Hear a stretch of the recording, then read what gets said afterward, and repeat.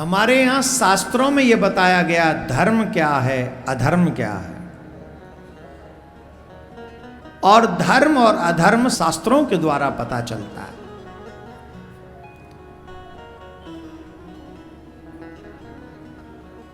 महाभारत का युद्ध अपने आप में एक बहुत बड़ा उदाहरण है। धर्म के पथ पर चलने वाले को धर्मात्मा कहते हैं, अधर्म के पथ पर चलने वाले को अधर्मी कहते हैं। एक और बात याद रखना, धर्म के पथ पर चलने वाले का साथ छोड़ना भी अधर्म है। हम आपको महाभारत के विषय में ज्यादा लंबे चौड़े प्रसंग नहीं सुनाएंगे, क्योंकि क्रम एवरीडे वहां तक पहुंचना होता है, क्रम तक। लेकिन हम आपसे एक बात जानना चाहते हैं, महाभारत का युद्ध में सबसे बुरी मृत्यु किसकी हुई? कष्टदायक, बुरी तो नहीं, भगवान का दर्शन उनको अंतिम समय पर हुआ। सबसे ज्यादा कष्टदायक मृत्यु किसकी हुई? जोर से बोलिए। उसका रीजन?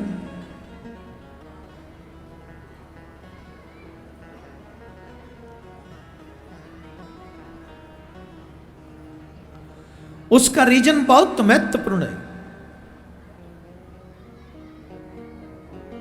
और इस महत्वपूर्ण रीजन को प्रत्येक हिंदू को सुनना चाहिए। प्रत्येक हिंदू को यह रीजन सुनना चाहिए। इतने बलवान गंगा पुत्र शांतनु नंदन पितामह भीष्म की मृत्यु इतनी कष्टप्रद क्यों हुई? कितने दिनों तक तो उनको बाणों की सैया पर सोना पड़ा, अंग प्रत्यंग बाण से छिदा पड़ा है।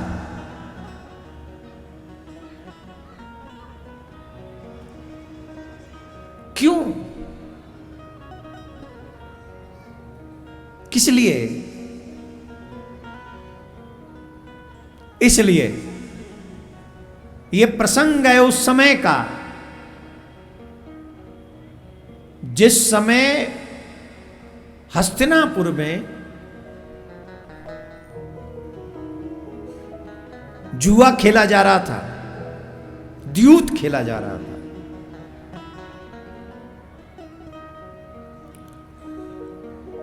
पितामह भीष्म वहीं थे।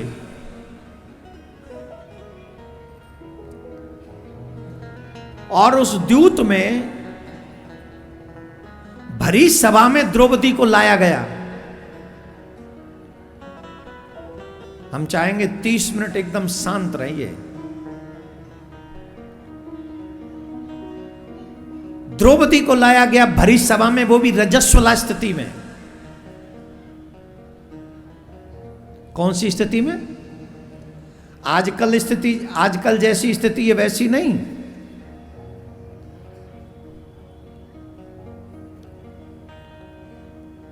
आजकल तो कंडीशन चेंज है। लेकिन जो सनातनी धर्मपरायण माताएं बहनें हैं, वो चाहे रजस्वला स्थिति में चाहे काम पे चली जाती हों और 10 काम करती हों, इसके बावजूद भी 2-3 काम तो वो नहीं करती हैं। कम से कम पूजा तो नहीं करती हैं, मंदिर तो नहीं जाती हैं। अब कई मजबूरियों में कई काम करते हैं, मैं उसकी परमिशन नहीं दे रहा हूं।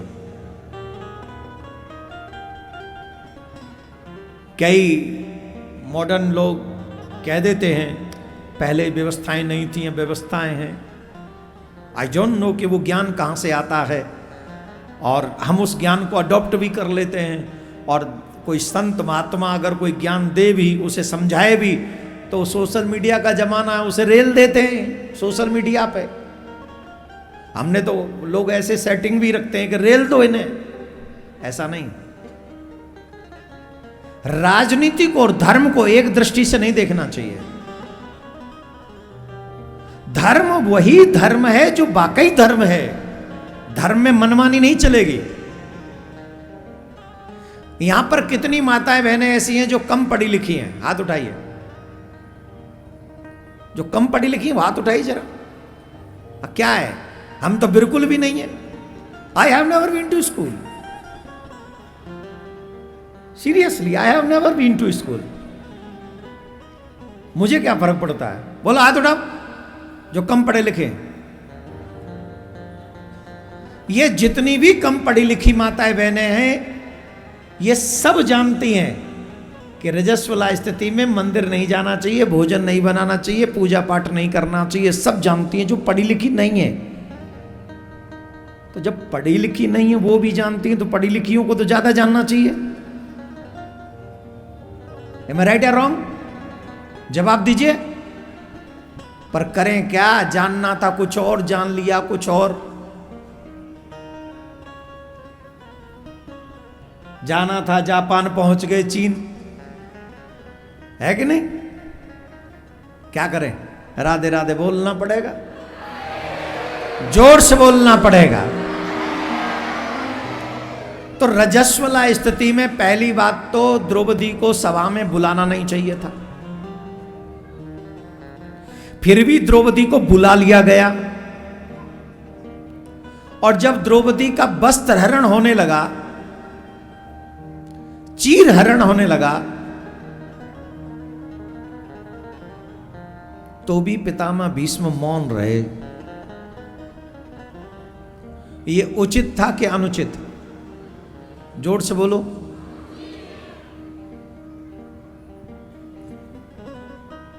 सामर्थ्यवान थे वो,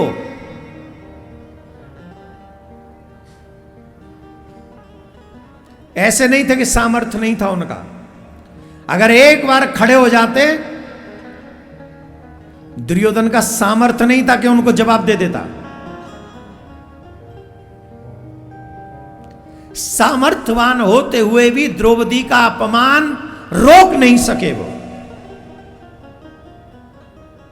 स्त्री का अपमान होता रहा। और हम लोग भी अपने धर्म का अपमान होते हुए देखते हैं, सामर्थ्यवान होते हुए भी।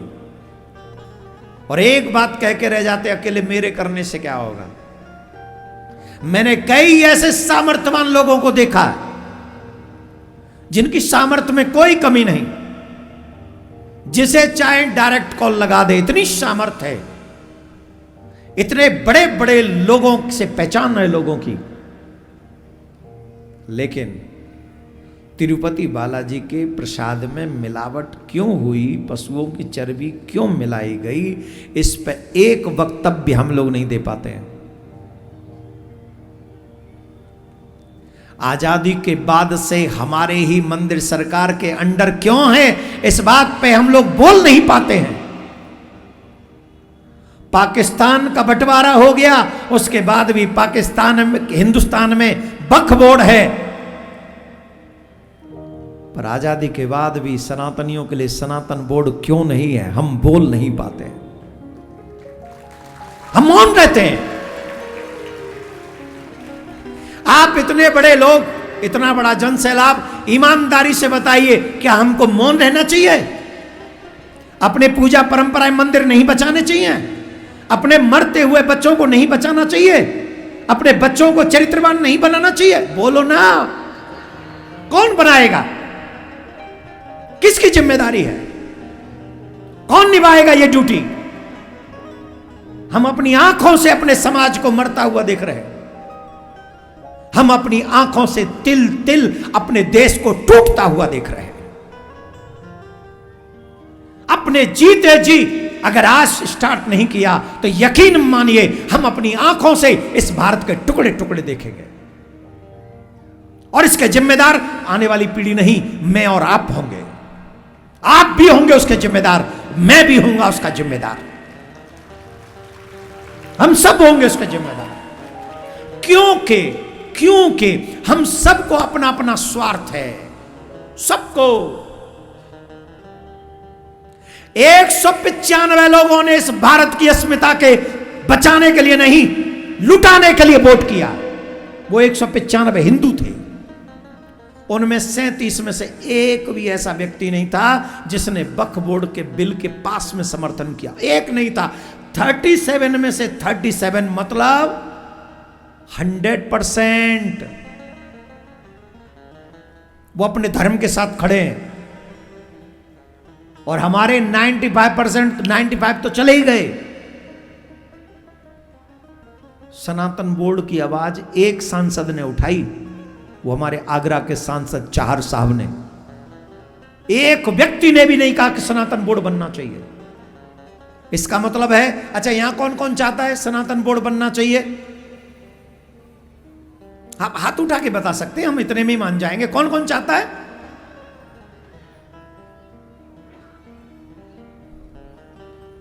लेकिन दुख की बात जानते हो क्या? इस बात को कोई वहां नहीं उठाएगा, उन 95 में से भी कोई नहीं उठाएगा। क्यों नहीं उठाएगा? क्यों नहीं उठाएगा? क्योंकि हम लोग एकजुट नहीं है। हम उन 195 लोगों से नहीं पूछेंगे तुमने सनातन बोर्ड के लिए आवाज नहीं उठाई, पर तुमने उनके विपक्ष में, वक्फ बोर्ड के पक्ष में वोट तुमने क्यों किया? हमने पूछना चाहिए। एक बात ध्यान से सुनना, पितामह भीष्म ने कोई अपराध नहीं किया था, पर सामर्थ्यवान होने के बावजूद भी उन्होंने अपराध होने से रोका नहीं था। वही मृत्यु हम सबको भी प्राप्त होगी अगर अपने धर्म को मिटते हुए देखेंगे, और धर्म को बचाने के लिए आवाज अगर हमने नहीं उठाई तो, आवाज नहीं उठाई तो। हमारे शास्त्र कहते हैं धर्मो रक्षति, जोर से बोलिए, धर्मो रक्षति। आता नहीं है? याद कर लो, धर्मो रक्षति रक्षिता, धर्मो रक्षति रक्षिता, धर्मो रक्षति रक्षिता। याद करो, धर्मो रक्षति, जोर से बोलो, धर्मो रक्षति। जो धर्म की रक्षा करेगा, धर्म उसकी रक्षा करेगा। और धर्मो हतो हतो हंति। अगर तुम धर्म की हत्या करोगे, आज नहीं तो कल ये धर्म तुम्हारी हत्या कर देगा। Just listen to me. जब धर्म हत्या करने पे आएगा ना तुम्हारी, तब वो नहीं देखेगा कि तुम कितने बड़े और कितने छोटे आदमी हो। पितामह भीष्म को बाणों की सैया पर लिटाने वाला है ये धर्म। क्यों? क्योंकि तुम सामर्थ्यवान होकर भी धर्म की रक्षा नहीं कर सके। मैं आप सबसे भी आग्रह करूंगा, आप सब चाहते हैं कि बुढ़ापे में आपके बच्चे आपकी सेवा करें। क्यों करें? किस लिए करें? आपके बच्चे आपकी सेवा क्यों करें? नौकर है क्या वो आपके? आप कहोगे नहीं, यही धर्म है। तो जिस धर्म के कारण तुम ये चाहते हो कि तुम्हारे बच्चे तुम्हारी सेवा करें, उसी धर्म की तुमने कितनी सेवा की है बताओ जरा, कितनी? ठाकुर जी के भोग में पशुओं की चर्बी मिला दी गई और तुम्हारा हृदय नहीं फटा। मौन बैठे रहे। कलम में लिखने की सामर्थ्य नहीं, जिब्या में बोलने की सामर्थ्य नहीं, कानों में सुनने की सामर्थ्य नहीं। और अगर कोई आवाज उठाए तो उसके पीछे खड़े होने की सामर्थ्य नहीं। हिंदू कायर है। यह तब तक नहीं जागेगा जब तक आक्रमण इसके घर तक नहीं पहुंच जाएगा। मंदिर पे होता रहे कोई फर्क नहीं, धर्म पे होता रहे कोई फर्क नहीं, हिंदुओं पे होता रहे कोई फर्क नहीं। ये तब जागेगा जब खुद के घर पे हो, और जब खुद के घर पे हो तब आशा करेगा पूरा देश मेरे साथ आ जाए। आएगा तब, आएगा तब। तुम जब कृष्ण के साथ नहीं खड़े हुए तो तुम्हारे साथ कोई खड़ा होगा? जा कर ले खड़ा कंस को, शिशुपाल को, दंतवक्र को, वही खड़े होंगे। कृष्ण तुम्हारे साथ नहीं खड़ा होगा। धर्मो हतो हतो हंति। मैं बात इसलिए कह रहा हूं कि भगवान श्री राम ने यहीं से धर्म की विजय प्रारंभ की थी।